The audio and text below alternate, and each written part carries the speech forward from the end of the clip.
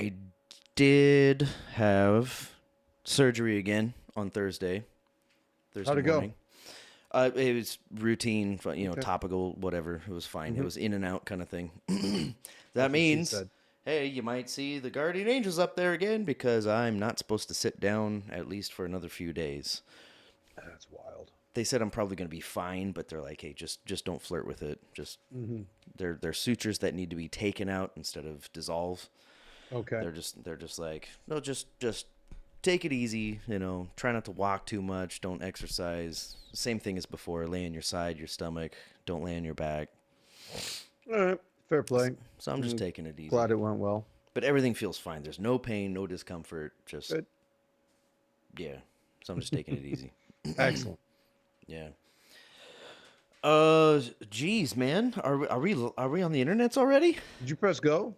I Oh I shit. did. Yeah. Yeah, Okay, but cool. yeah, both the things are going there. Right on, right on. Yeah. Welcome to Critters in Taiwan, a D&D podcast about Critical Role, where a bunch of nerdy-ass voice actors sit around and play Dungeons and Dragons. I am Ben and Gao Sheng, I am Tim and Tai Jong. and we are Critters in Taiwan. Yeah, we are. It's been a couple of weeks, and It's been a couple of weeks. we just got off a long weekend here in Taiwan, the Children's Day and Tomb Sweeping Day, and then a regular weekend. So I honestly, I woke up this morning, I was thinking, oh yeah, okay, why do I feel lethargic? I'm like, right, because I'm still recovering from 4 5 days of woo. Yeah. Whatever that means, y'all. That means, he's just Yep. camping. We were camping down south. That's right. Camping at the illustrious Shady Tree. Shout out to Eric and Dwayne and Simon and the whole crew down there. They treated us well. It was a There big was party. there were some Uh, shows going on, right? Some live nine music. nine bands. Wow. It was good, man. Thursday night we had three. Friday night we had three, and Saturday we had three. I even got up and did some ba-da-ba-da-ba-da. Hey, look at you. It was fun. How Yeah, long we has had it been? a little while. Yeah, it was fun. We did a nice big open jam on Saturday night and got up and played some stuff. And I sat in with the last duet at the end of the night on Saturday, and then that turned into just a big jam where we played for. Well, it got a little silly towards the end, but it was all in good fun. It was a lot of fun. It was If it great. doesn't if it doesn't get silly by the end, Yeah, then, yeah. give me my money back, right? Hmm.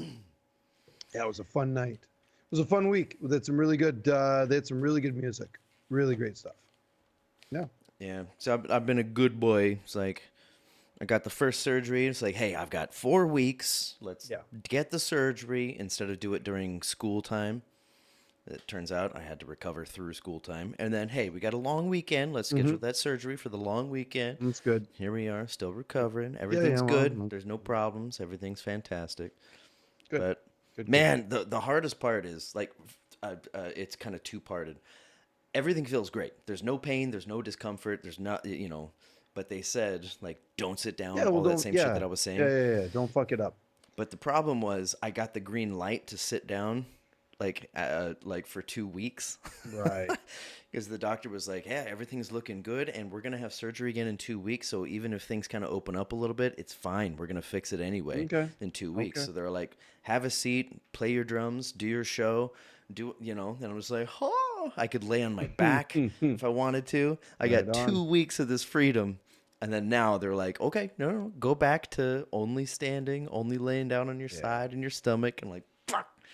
But it feels like nothing. I feel completely healthy, Good, but I man. Good. can't sit down. Yeah. Well, I'm because sure you I don't want to could. don't you don't want one step forward, two step backs, right? Yeah. Like Yeah. that's the danger. Yeah. Hey, should we get into this thing? We have a Yeah. We We have an shall. episode to talk about. Campaign 3, episode number 90, man. 90 episodes so far. That's wild. Yeah. Episode number 90? Neither of us, sorry, really expected it to go this far back in Yeah. the beginning. Nope. Yeah. Nope. We Go just ahead. sort of said, 90. yeah, we're just gonna sit down. We're gonna have that conversation and see how it goes. So we've kept it going amazingly. Episode number 90, Mission Improbable. Okay. Okay. Mm, How do I feel about that name? Mission I like it. Improbable. I like it. Because it kind of sounds like the mission itself is improbable, but it's already happening. Mm-hmm. Or Mm-hmm. like whatever accomplishment you're trying to achieve is improbable. The Yeah, my take on it is that it's a fun thing that they, in all honesty, there was some luck. They did get lucky with a couple of things, because they did make some good mistakes. We can talk a little bit about that later, Ooh, but some good mistakes some good mistakes. I mean mistakes that worked out good. in their favor some way or another. Yes. Huh. Okay, yeah, we can Yes. get into that for sure. Um, I do, just right off the hop. It was really fun. I really like the way, kind of taking a cue from Brennan Lee Mulligan, the way that he deals with split parties and moving the seating arrangement around. Like they have team. I squared. They were the bottom. Team demolition, team explosion, team distraction, whatever they were called. They were upstairs, and then team I squared was downstairs. Nice. I like that. Kind of Yeah. messed everybody up. Even Travis said at the very beginning, right? It's like, oh, I'm not used to being at the merch side. This is weird over here. The merch side. Yep. He means like near his wife. Yeah. And he's also at the end because, what is he, 6'4" or whatever? Well, because he actually said many times, he's like, I only sit at the end of the table. I will not sit in the middle. Like, all right. Fair enough. I'm sure his knees fit under the table. I mean, he sits at it all the time. Sure. He'd be perfectly fine. Yep. So anyway, yeah, that's what we're faced with here, to split the party. And the I it does bug me a little bit. I sort of made a note about this one. It bugs me, but it doesn't bug me, because I think it's just for ease of table. I talked about this a couple of weeks ago about the telepathic bond only being good for an hour, and so that they should not have been able to talk to each other by the end of this episode, by the end of things going, but yet they were. Because that's what FCG casts, right? He ritual casts telepathic bond so they can all connect it, and they've sort of just hand waved the 1 hour. Sympathetic bond? Telepathic bond. It's a Telepathic bond. Okay. 5th level spell. But he big also one. has a sympathetic bond? Is Sympathetic that am I binding. binding? Is Okay, his one of his channel divinity features Right, for the right, homebrew. just clearing it up for myself. I actually have a couple of The things here sympathetic binding is kind of akin to bardic inspiration. They Right. get a D6 to add to something, blah blah blah. Yeah. But the telepathic bond is like you just can talk to each other all the time in your minds, but it's only good for an hour. And it's not concentration, right? No, it just goes. So they cast it right before the see invisibility, and see invisibility wears off after 1 hour, and the telepathic bond does not wear off. So I'm like, okay, I get it. It's for fun. Like you're sort of hand waving it, and it just lasts, because that's sort of what they've always been doing, because I don't think Sam ever actually reads the spells he casts. But anyway.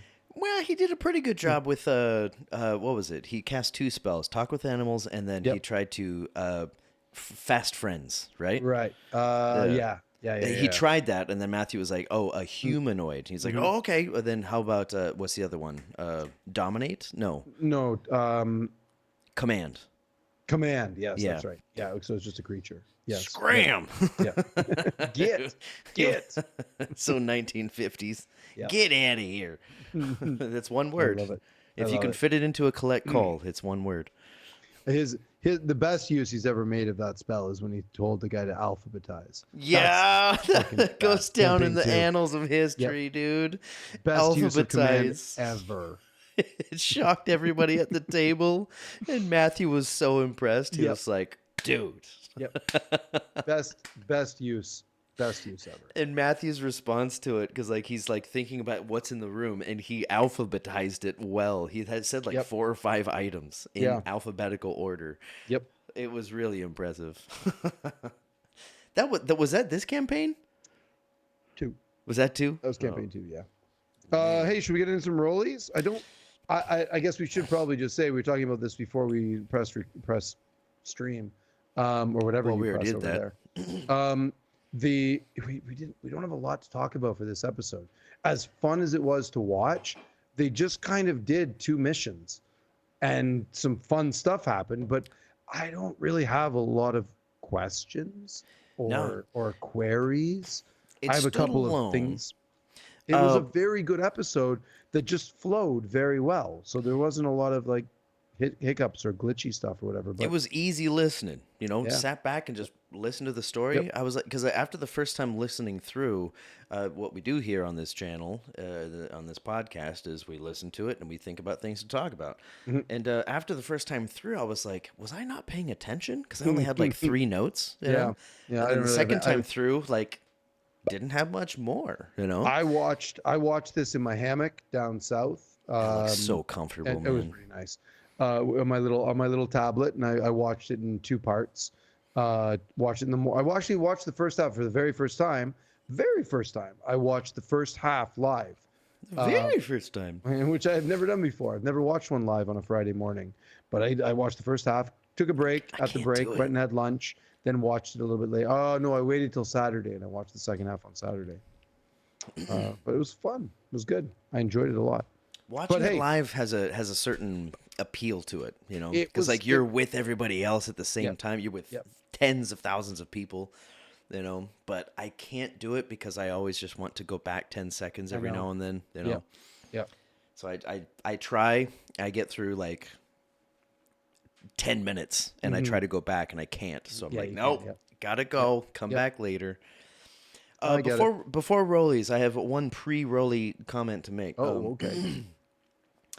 As we mentioned before, this episode yeah, you just listen and get on the surfboard. We're Hmm. all there. We're cruising along.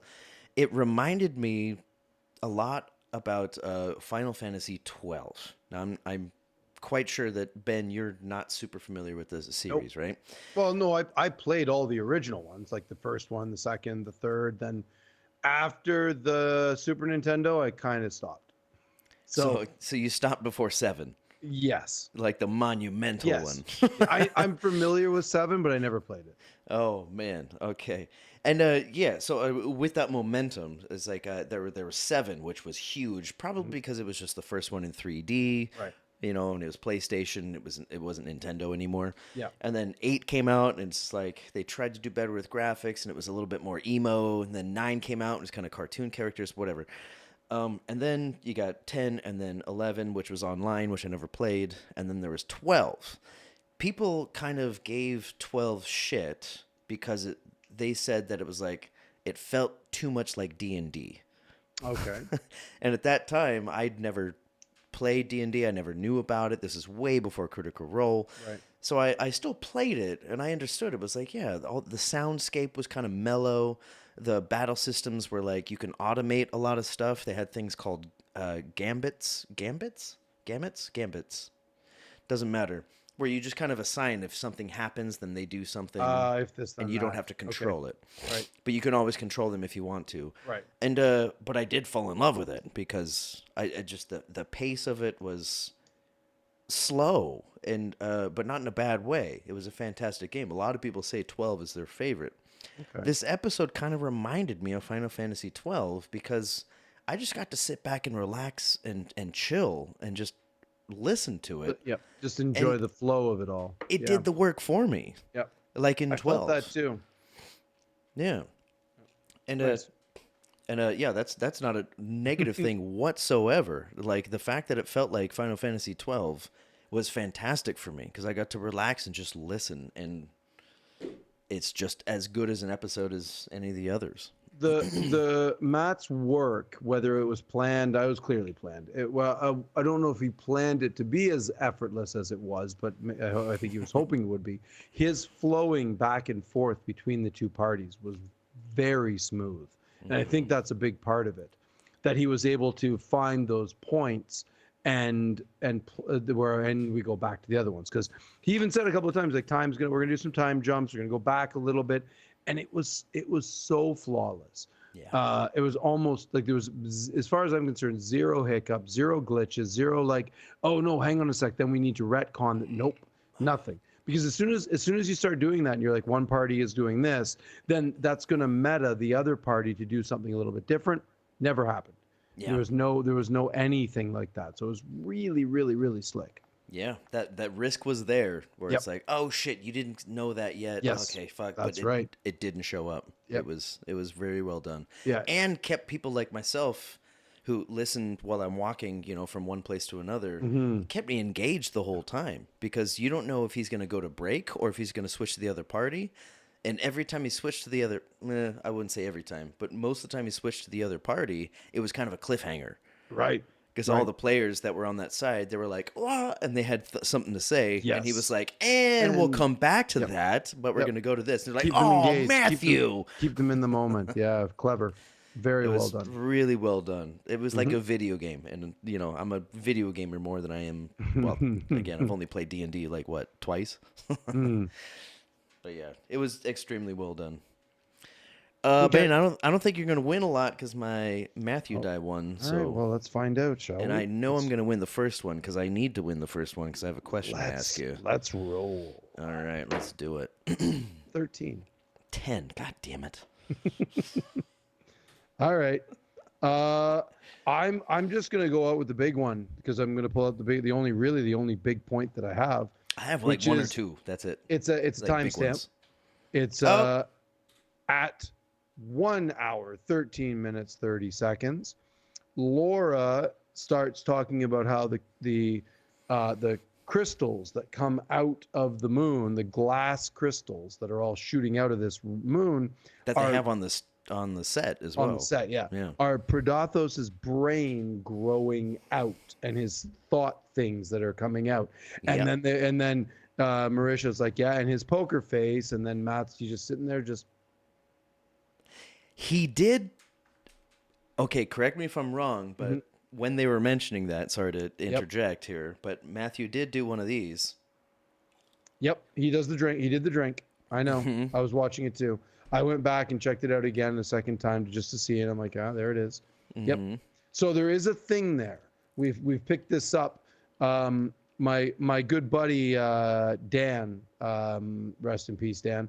He used to mention all the time about Matt's terrible poker and about how he would love to play poker with him sometime because his poker face is a massive tell.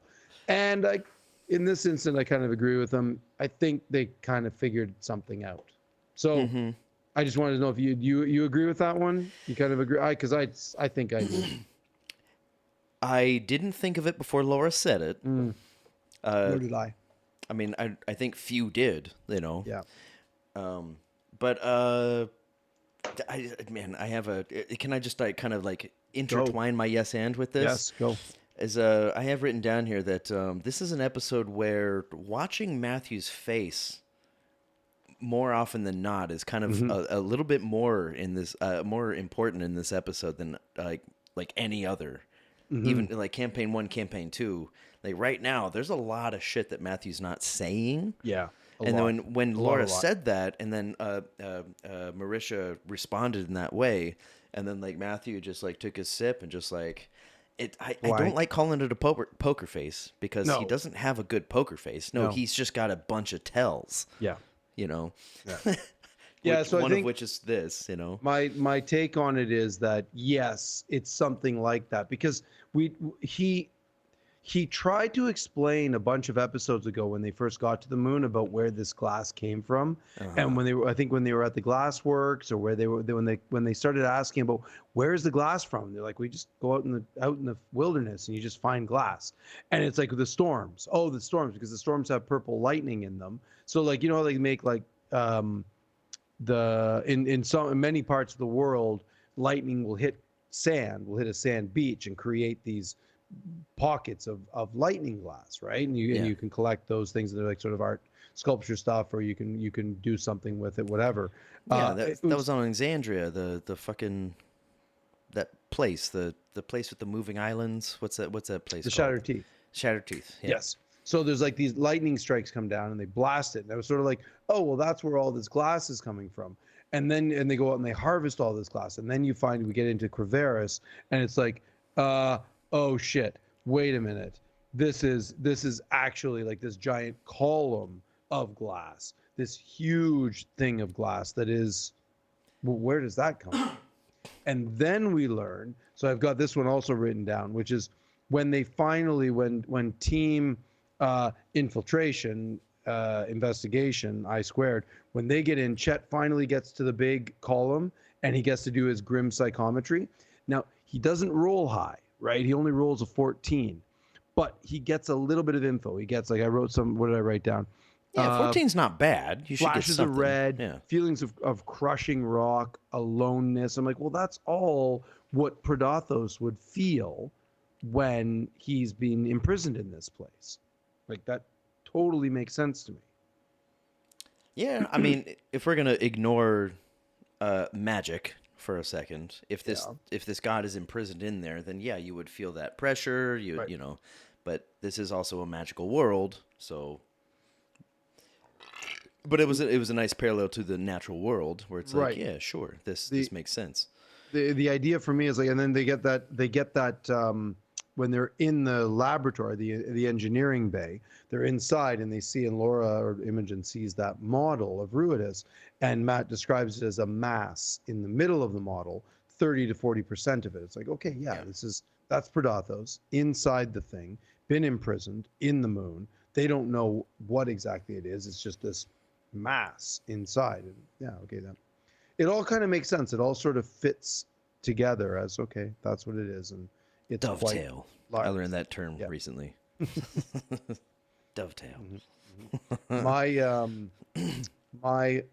entire family house growing up was all done in tongue and groove, but that's basically dovetail. So everything, all the siding of the entire house was all done in pine and cedar, and it just beautifully dovetailed and tongue and groove together. It just sounds therapeutic. very. The Done in smell purpose of by that my- house by- must be by my dad. amazing. Yeah. Yep. That's Pine and cedar. Jeez, you could just lay down in that place and that's like therapy. real pretty. All the knots and the whorls and all that stuff in the yeah, very nice. Just A light lot it of on fun fire a memories, that little place. bit and just. Yeah, so that's my sort of thing. That's what I kind of. Was I it more- really got out of this whole episode is that he's there, or it's there, and it's coming.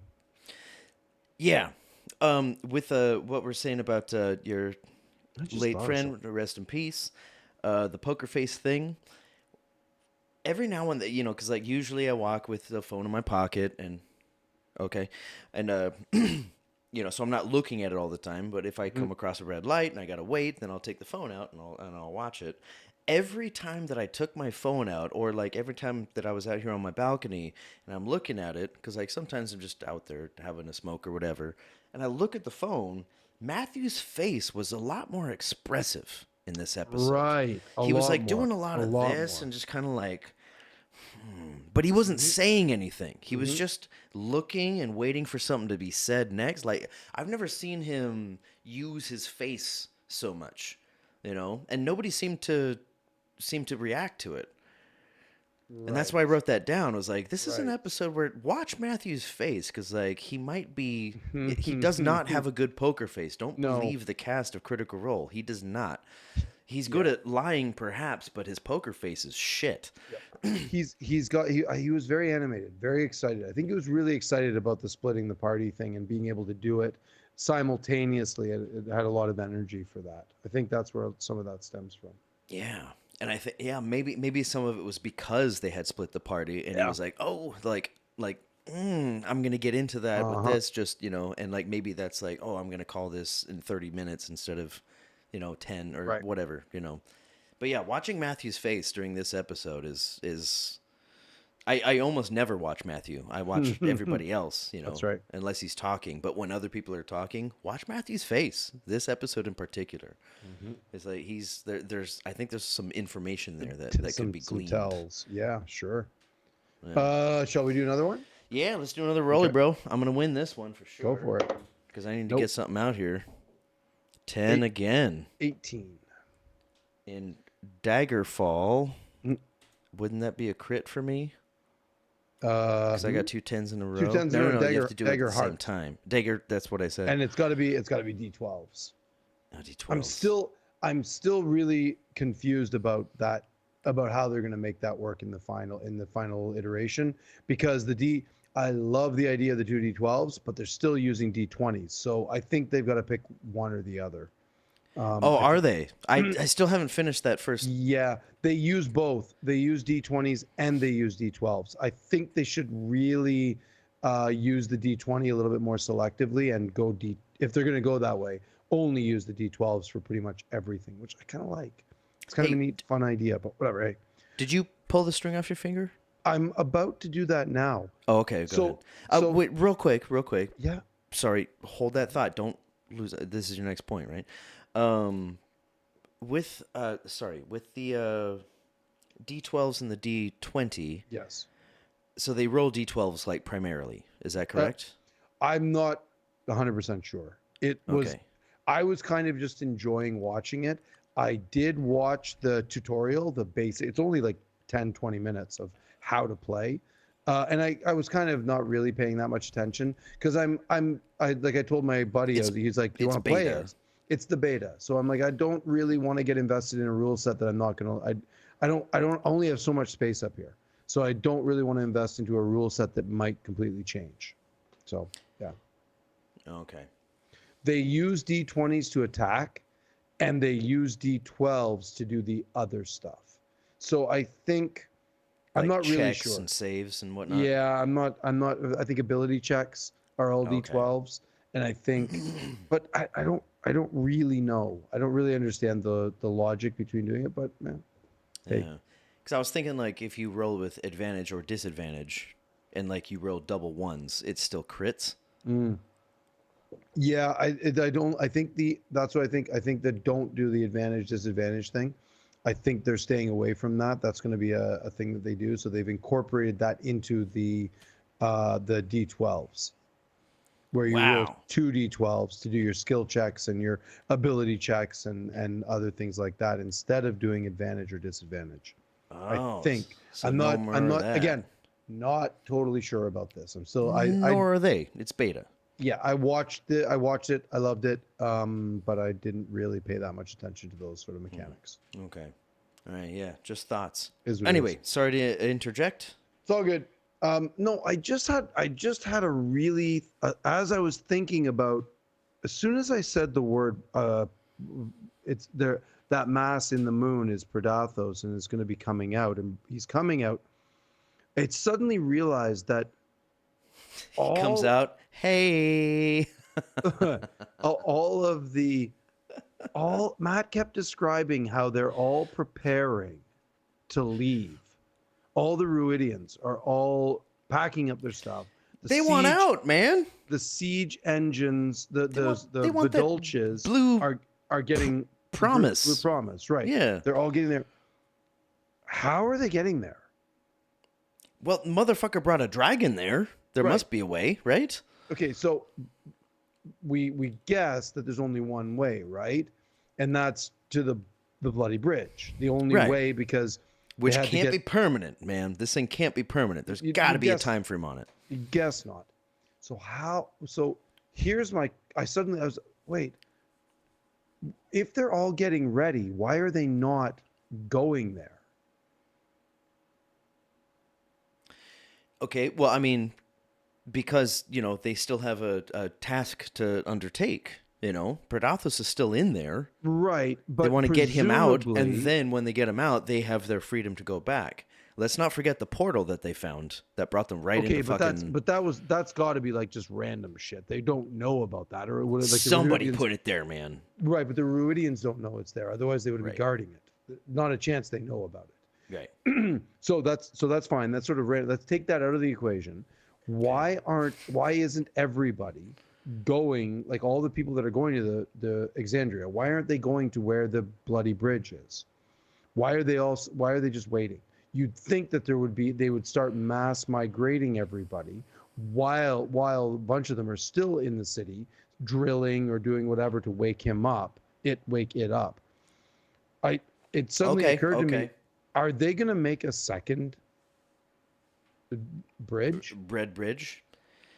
That would be really hard to do because I'm assuming that the Red Bridge is the closest point between, the moon and the planet. Maybe To make another bridge, you'd have to have it arc or something, which I don't think. I mean, I'm speaking physics here. you can make, but you could still. You don't need to arc it. You just shoot it at a different spot, and it would be Right. longer. It'd still just be a longer straight line. Right. Yeah. It would still just be a longer straight line. I'm okay. So they needed Vax to break it, to This break the breaks my heart, lattice.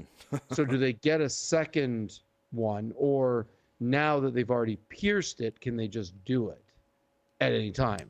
They just need another Malleus key. Do we know how important it is that Vax, No. like how powerful he was? No. Do Well, we know anything about that? No, not really. It's all a lot of Like, speculation. could it be like if you were on the moon, could it be you? Well, Ludinus said, and now the sliver of divinity, right? I don't know where you put yourself on that level of power, but that's what he said. So could it be any sliver, or does it have to be the Raven Queen's champion, or is it like it's a lot of speculation. Like, we don't really know. Only Matt and whoever else he's confided in, they're the only ones that really know. do they got to be fate touched? Do they have to be God touched? There's something wrong here. That why aren't they going to that place to go there if this shit is imminent? Fear? I don't know. They're clearly under a thumb, right? It's so far away from the city that if they're going to do landing parties, you'd think are they not going to do that? Something's wrong. Something's bugging me about this. I'm not really sure what it is. I think that there's got to be someone. Okay, like one thing I don't know about this Ruidus moon is that, like, are there societies, are there colonies, etc., on the entire surface of it? There were. Remember, we learned that a couple of episodes ago. There were, and then this hive mind over the past couple of centuries has systematically wiped them all out. Oh shit! Okay, we talked about this a couple of weeks ago. That there were wars, and that those other cities have basically been just gone. They don't. I'm guessing sort of something like, well, no, they're not giant cities anymore. Now they're just sort of like outposts. They've pretty much wiped them out. Okay, well, I mean, like, my first thought is fear. Like, yeah. These people are terrified. Like, look at this. Like, what does a strawberry taste like? Mm-hmm. They are so deprived of any kind of like pleasure of any sort that, of course, they're gonna sit under the thumb of whatever's oppressing them, right? But why isn't the hive mind they implant shit in the back of every single being's head? They can order them to do whatever they want. Why aren't they ordering right? them? Hmm? Or just give them a vaccine, right? Yeah. Yeah. So why aren't they just telling them, okay, now all of you pack up and go, get ready, because we're going to release this thing and you're going to have to leave?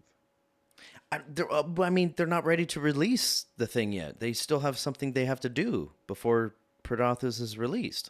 What? I don't know.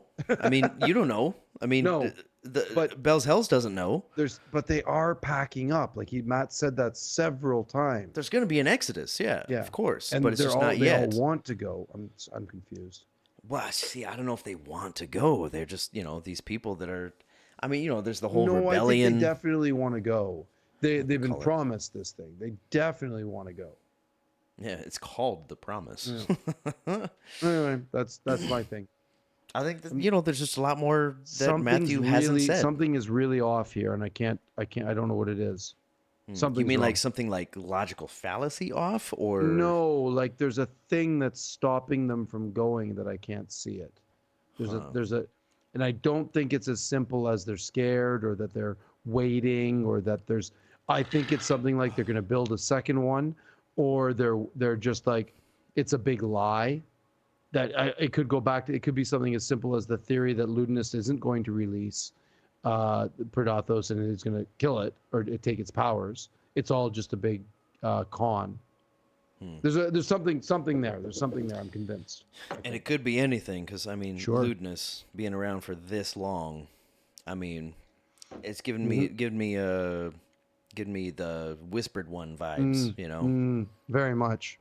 Very much so. It could very much be a giant deception. It could very much be just a big, yeah, it's going to be this, and it 100% isn't. Like a whole lot of 3-card Monty going on.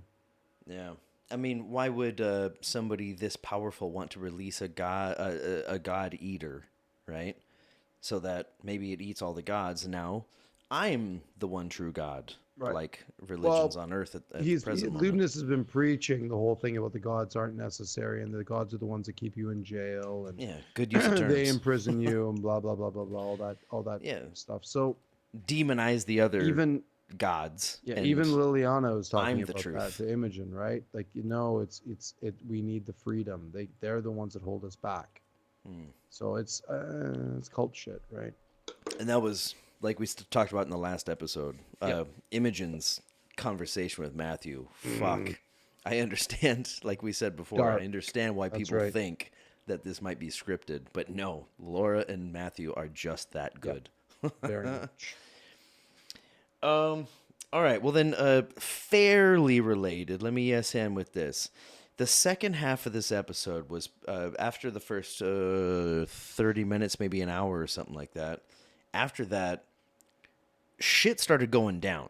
Yes, very much. I watched this episode almost twice. I'm about 15 minutes from the end of my second watch, which I'm probably going to finish after this, after we get off here.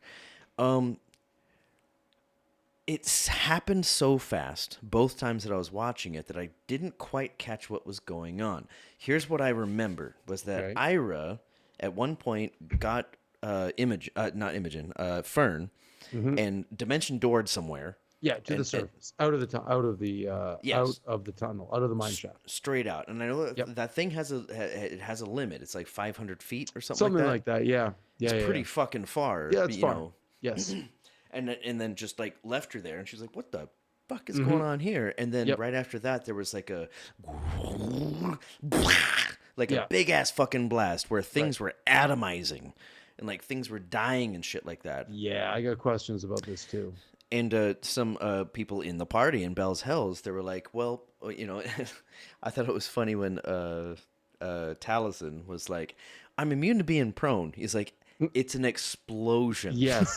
You are still subject to getting blasted out of a fucking... Laws of... Yeah, I know. Well, that's that survival But I land on mode my in feet, D&D. right? Survival mode in D&D, when you just start grasping at things and the DM is like, yeah, go ahead. Like it's like when a bard wants to seduce a dragon. Sure, you can certainly try. Give it a shot. Yeah, give it a shot and see what love from a fucking adult dragon looks like. Yeah, and be prepared for that sex. Good lord. Getting fucked by a dragon. That sounds worse. That's a big Constitution save. Oh boy, a giant Constitution save. Is that what they call dragon dicks? So, and then I don't know who was caught in the blast. They took like 70 something damage, which was halved.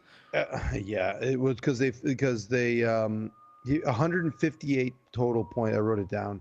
158 that would be total points, and because they both saved, they both made their they both saved. I only remember Ashton saving. That's all I remember. They both saved FCG, and they both did. So they only took 79 plus 25 fall damage, which left Sam sort of went as in 2 hit points. Oh. I was going to say, dude, because like their hit points can't be much higher than 79. Not at level 12, no. Well, yeah, no, they're like Orum's. They put them up on the screen. Orum's over. Most of them are over 100. Only Laura, Imogen, and Laudna, I think, are under. I think the rest of them are all over 100.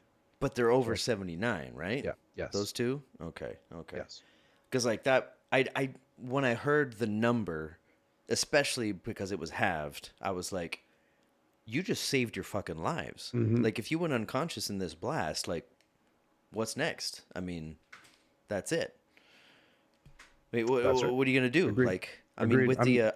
I don't know if this was after, I mean, like you said before, the sympathetic binding where you can... Nope.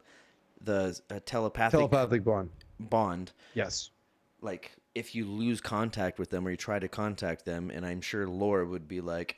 hey, FCG, or whoever was in the blast. I don't know who was in the blast. The first thing Ashton, she would do is who was in Ashton the and blast. FCG were the only two because Okay, Ira Dimension doored her and him and Fern up to the surface.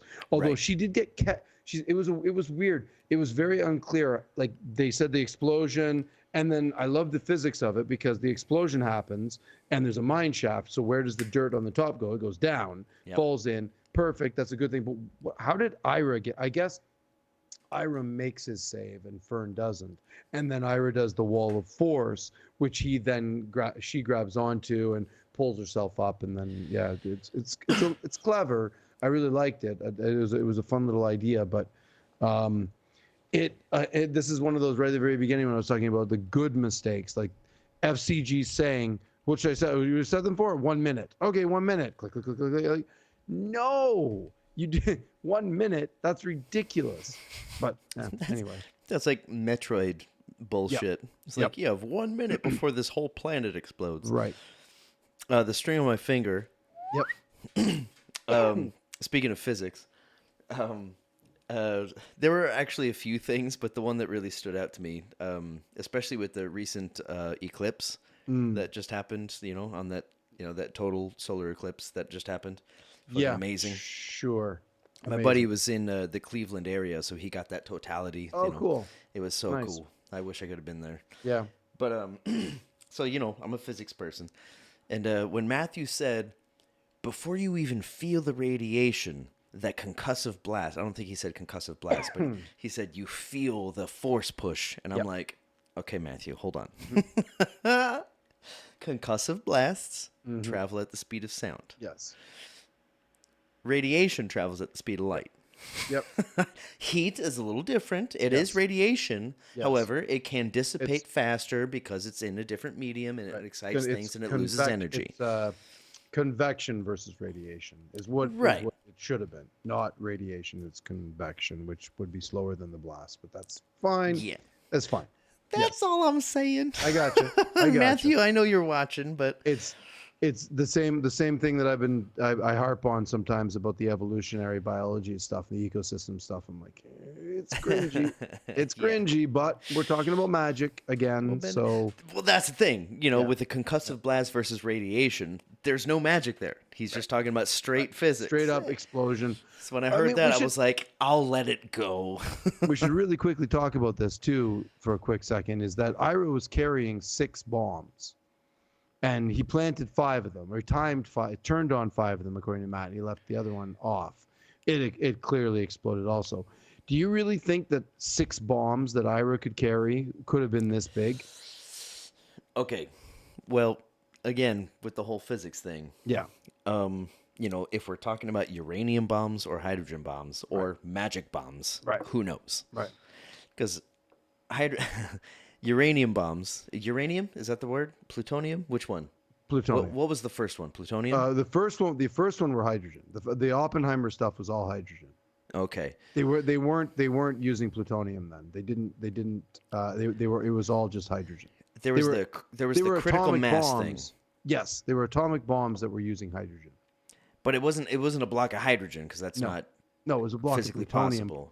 But it Plutonium. wasn't. Yes, these weren't the nuclear bombs that we have now. These were giant fireball bombs with hydrogen. It was hydrogen. They were Right. H bombs. Okay. As far as how much you actually need to carry with you to make something like that happen, again, this Yep. is physics talk, this is chemistry Yes. talk, this is quantum Yes. mechanics talk. To be able to hold them and keep them separated, that's a whole different thing, but hey, Yep. magic, so Yep. fuck it. To be able to carry 100%. 6 atomic level explosives on your person, Yeah, it's a little unbelievable. it is. Just to even call them nuclear bombs as well is kind of silly because we have Nuclear no level. indication. We have no indication that level of technology even exists. Right. So it's That's why I put it in they've magic. got to be magical of some kind. Got to be, right? I mean, it has to be. I mean, Yes. sorry, they're. Let's face it. Everybody, a lot of people who watch this show, nerdism and geekism kind of go hand in hand, right? Very much. And like, these people are like a lot of physicists, a lot of chemists, a lot of biologists, a lot of engineers tend to be more into kind of geeky shit like D&D and video games and fantasy worlds and stuff like that. You must know that there's a large number of people in your audience that are like, hold on now. Nerds. Nerds. Be like, well, if you have this much plutonium right next to this, there's going to be a chance that they might bump into each other, So I put it down to magic. Sure. I'm with you the whole way. Let's keep moving. Okay. I gotta win this one. Come on, man. Okay. All right. I'm on my 14. You kidding me? All right, finally. You For fuck's sake. There's the button.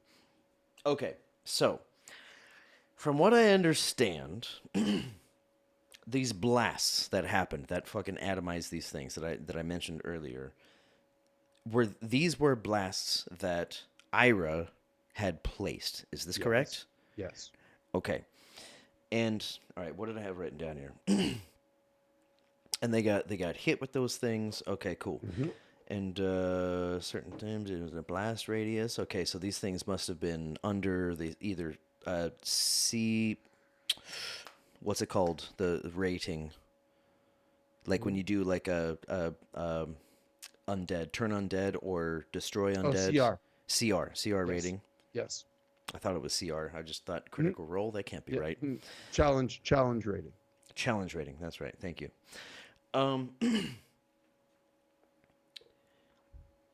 I have some questions here.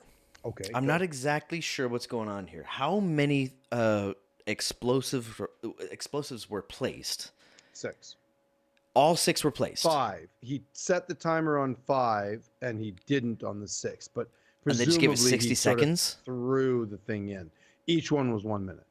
And Ira had nothing to do with the time between setting and ignition? He put them all on the device. Matt described him sort of skittering around and then, okay, 1 minute, 1 minute, 1 minute, 1 minute, 1 minute, and run. And was it FCG that said 1 minute? Yep. So Ira was just like, okay. 1 minute. Click, Like click, click, being click, a Fae click. being, fuck it, Yep. let's go crazy. Yep. 100%. Okay, so 100%. I am understanding this correctly. Yes. I thought I was missing something because I'm Nope. like, this sounds insane. Yep, it was insane. And they got blasted. It's such a weird idea that let's go all the way back to when they first met Ira, the Nightmare King. He was doing experiments on living things in Dressar. Yeah. Like this, and it struck me as odd last week when they decided to go with him on this mission. I mean, okay, I get it. It's fun to be Fae, and it's all fun and games, and they're all just like playing a game. Fern's a fan. But this is a pure psychopath that they're attached to. Like it's very weird. I don't really understand it. I think there's sort of one of those things in D&D where you don't really play the bad guy. You're not really supposed to be the bad guy. In this case, they kind of are. It's a little bit weird. That's all. That's what I'm saying. Yeah, I mean, like Ira, ever since watching The Wire and understanding that The Wire is the best show that ever happened in television, there's no bad person. It's everybody has their good and bad. They have their qualities. Ira is one of these. Like they're not good, they're not bad. They fought Ira. Ira was a fucking thorn in their side for a while, but also a fantastic ally. Yes. And at this point, he's like, 1 minute, you got it, and just like put it in there, knowing full well that was a terrible choice of time. 100%. 100%. It's like, that's why I think I was confused, because I'm like, why would Ira set a time where they're still in the blast radius? Yeah, I think he just did it because that's what he was like. Okay, let's go. And he's got an out. He can always get out. He's got that dimension door for one. Right. So he's blast like, forward okay, 500 this feet. is, he said this before, like they didn't get out. The team he went with, it's like I was the only one that got out. Okay, well that's why. So Yeah, he doesn't really Yeah. care. And he doesn't, give a shit about Chaos. those last Just chaos. motherfuckers. It's like, That's yeah. right. And I got out, and everybody's like, wait, so what if we don't get out? He's like, hmm and Yep. that's it. Very much. Fuck. All right. Well, shit. I guess that's cleared up as much as it can be.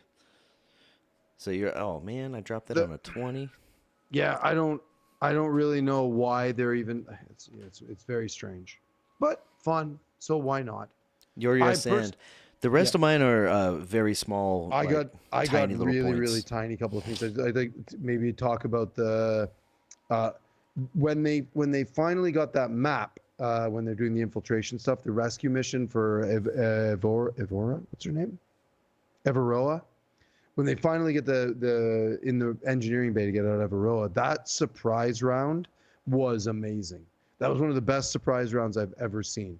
When they got the drop on the Mystic and the Shrike, and Oh, they yeah. blasted they're like they're invisible in the room, and it's like, and now, like it was wild, man. Watching, I mean, yeah, just really, really, really amazing surprise round. It was a really good one. That's all. I just wanted to comment on that it was good. I really enjoyed it. I loved when it's funny because like I'm sitting here listening to the episode and twice through, Mhm. and these people play D&D professionally, Yes. and I'm sitting there, and at one point I don't remember exactly the situation, but they were like, "All right, we're doing a stealth roll," Mhm. and everybody rolls. Liam rolled two Yep. dice, and he was like, "Oh shit, I thought maybe I fucked up," and Yep. everybody else just rolled one, and Matthew was like, "Oh, it's with advantage. You're Because you're invisible. invisible." Yes. And everybody was like, Yeah. "Oh!" It's like, Yep. dude, I'm sitting there thinking, like, dude, you're invisible. This should be Yep. advantage, right? Yep. Am I missing something? And Mhm. everybody at the table was like, they rolled one die.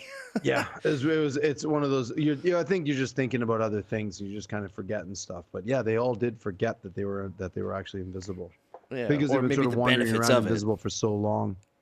Yeah, maybe they just got used to it and kind of forgot hmm it, perhaps. Yeah. hmm All right, Real quick, go who for it. let's just go right to the very end of the episode. Who do you think said, "Did she know"? Who do you think that is that says that? You know me, I don't like to predict, and I didn't predict on this one. I'm Mm-hmm. like, I'm gonna let that go, and I'm gonna say I don't know. Right. But if you really wanted to twist my arm on it,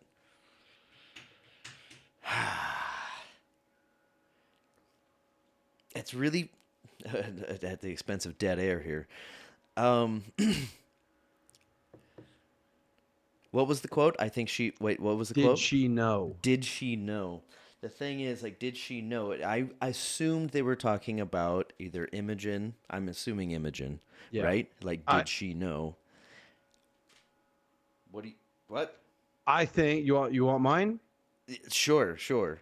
Yeah, I think it Because was again, Luden. I didn't put much into it. I think it was Ludinus talking about Liliana. Okay. That's my working theory. Oh, like, did she know about? Okay, Yeah. okay, okay. Yeah. Like as in all the explosion, the rescue mission, the assassination attempt, the prison break, all four of those things all happening. It's Ludinus going, fuck, did Liliana know about this? The way I took it Mm-hmm. was maybe there was some uncertainty of whether or not Imogen Mm, knew or didn't know about what was going on. right. That's the direction I went. Okay. Because like I saw it as uncertainty in their area, where like Sure. Yep. we don't know anything about Imogen, not that much anyway, Not much for sure. and that's where I took it. Yeah, I took it as I think it was Ludinus, but maybe not. Like his he's just a big wizard, an old wizard. I wonder if how much ability or how much power he's been given by this hive mind now. Well, dude, I mean, he's been using that artifact, his new and improved Yeah. artifact, Yeah. ruthlessly for Right. how many hundreds of years? We don't This know. motherfucker And is like godly powerful at this it does point. does the hive mind even exist anymore? Has he completely taken them out? Which Right. is, it is Or just possible. or just completely manipulated them Mhm. and It makes sense. God eater, eat all the gods. I'm the only god now, Yep. Even if they're not a god, I'm the most Yep. powerful thing in the fucking universe that you Yep. know of. Now I'm all powerful.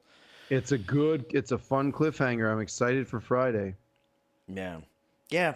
Speaking of which, like from the Final Fantasy 12 kind of feeling that I got from this, Mm-hmm. this was kind of a transitory thing. It was very exciting in the second half with all the explosions and shit going off and all the damage taken in this kind of battle sequence. It wasn't really so much battle, but I mean, I guess it was, but Yeah, there's a little bit at the end there. Yeah. yeah. But it was like really exciting and fast paced. Yes. And then just like, and we'll pick up next week. It was like, wait, what? I feel like Yeah, we were in the middle of 4.5 hours in too. It went quick. Yeah, it did not feel like 4.5 hours. That felt real quick. Yep. Yep. Yeah, but I'm really looking forward to the next one. You want to Yeah. bang out some? Oh no, I'm done. I literally just looking at my notes. I got nothing left here. Okay, well, should I Go for it. What do you got? bang out? Okay. All right, I'm going to go from the top here. Matthew, I know you're watching, finally said clamor correctly. It's not clamber. He's been Okay. saying clamber for episodes upon episodes. Okay. And I had to look it up. It's like clamor. It's like, yeah, like trying to like using effort to get to a certain place. And then finally this episode, he said clamor. And I was like, Okay. oh, Matthew, thank you. But then later, he said clamber about 3 more times. Okay. I'm like, fucking hell, Matthew. Just as, I'm a teacher. I don't teach English, but I do like correct students' English every now and then, and it's like, come on, man, it's not clamber. There's not Okay. even a B in the word. It's just been bothering me, and I haven't brought it up. And Matthew, again, we know you're watching. It's clamor. Anything on that? Should I go to the Nope. next one? I'm just gonna sit here and smile. Okay. Oh no, this one's actually relevant to the episode. The invisibility with Imogen and the little creature, I forgot what they're called. Yeah. How consistent is, because she picked up There's- the creature, and when it was in her hand, Yeah. it also became invisible and could see the other people. This is there a disconnect here? Yes, there is. So Okay. this is sort of where there's a lot of this is where a lot of DMs and Critical Role is no different. DMs do a lot of homebrew stuff. They do some raw isn't very fun. So let's do it the fun way where when you pick something up it becomes invisible. And it's not supposed to be a creature, it's supposed to be just an object. Right. Raw. But it's way more fun to think of it like, well, if you're going to pick up a little creature, it also becomes invisible. He never did say that they could see invisibility. He said He that did. He's like, somebody asked, like, oh, so they can see us now? And he's like, yep. I missed that. I swear that happened. Correct me Okay. if I'm wrong. Get in touch. Yeah, if I I'm didn't hear incorrect. that.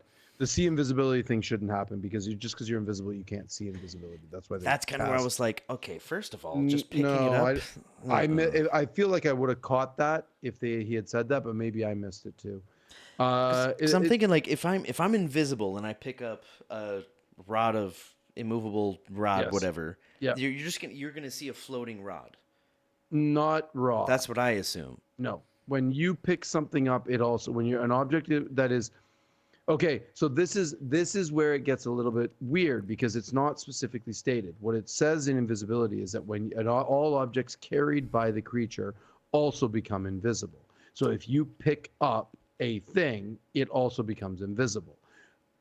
That's up to the DM and it's up to the table to Page decide if 4? if this is being carried or if this is being Jesus.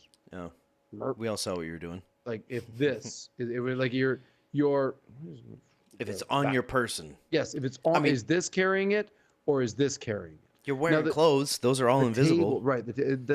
That's up for the sort of the table to the first time you sort of do invisibility, you kind of make that ruling and then you be consistent with it. Because it would really suck for a player to be like we've been playing with. When I pick something up, it becomes invisible, and then suddenly when I do that, pick up that thing, the guards that are watching me, they see the little fucking device floating through the air. Like that's inconsistent, and that's not a fun way to play. Right. So But also, if that's you pick something up, it just disappears. also that. You know, But I mean, listen, if you're either way. like, so if you're sort of in a room and you see a thing and you go and swipe it and it goes invisible, everyone's not going to go, oh my god, did you see that pen? It just went invisible. Like nobody's going to do that, right? If something in this room right now disappeared, 100% I wouldn't notice it disappeared until I went to go look for it. 95. Okay, it depends what it is. If the sofa disappeared, then I'd probably notice. But Yeah. if Lacey's over just in that laying there back on corner, nothing. see that red basket over there? If it went Yeah. invisible, I wouldn't notice that. 100% I wouldn't notice it. Sure, yeah. But if it started floating around because somebody picked it up, Would notice it. it's moving. That's Yes. that's Right. a change you can see, right? Yes. Yes. And the way in D&D, Shout out Obama. They don't usually play that way. Know you're watching, Obama. Change you can see. Fair enough, man. Yeah, I didn't have anything more than that. And, No, yeah, fuck, we're already over an hour. Shit, that was fast. Yep. Just like this last episode. That was way fast.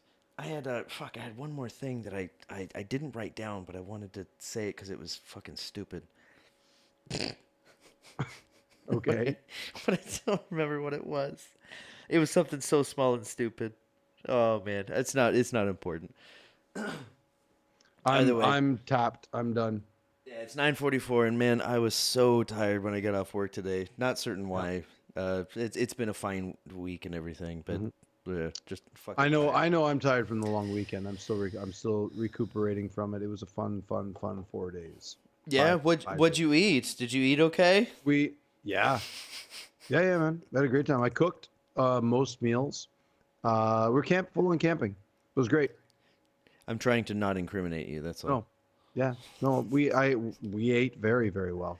Oh, I believe it. I'll leave it at that. I do have loose plans to eat very well with my bandmates, like one of these days. But then Nice. Sean had a baby, so Yeah.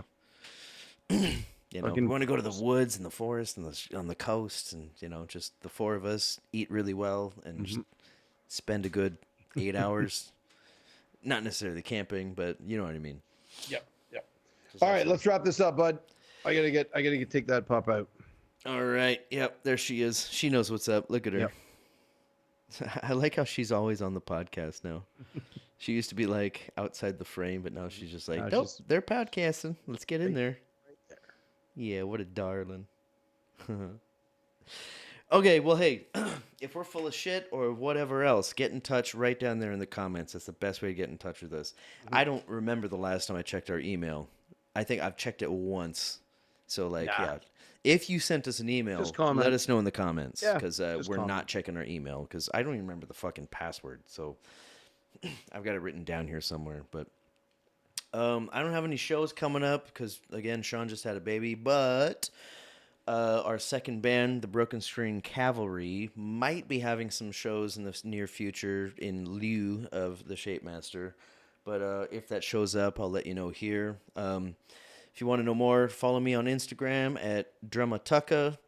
Follow Ben on Instagram or in all the socials at bengreenspoon, just straight up his name. Yep. And hey, man, if nothing else, don't forget to love each other. And is it finally Friday? Peace, everybody. Peace. Nope, not rollies. Hold on. There it is. Peace, everybody. Peace and love. See ya.